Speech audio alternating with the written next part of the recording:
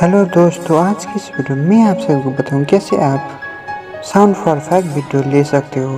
दोस्तों, सबसे पहले आपको क्रोम में जाना है। क्रोम में जाने के बाद आपको hyderhakin.com टाइप करना है। टाइप करने के बाद यहाँ पर देख सकते हो दोस्तों, आपको थोड़ा सा नीचे जाना है। नीचे आने के बाद यहाँ पर देख सकते हो दोस्तों, काफ़ी सारे ही ऑप्शन आपको दिख रहेंगे।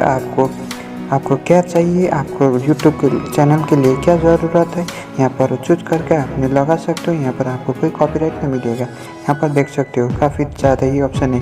Audio editing, background music, banner editing, counting effect, fact channel logo. यहाँ पर आपने फैक्ट यूट्यूब के लिए चैनल के लिए आप यहाँ पर ऑप्शन के लिए लगा सकते हो। यहाँ पर आप टिप्स भी ले सकते हो दोस्तों। यहाँ पर आपको कोई कॉपीराइट नहीं मिलेगा।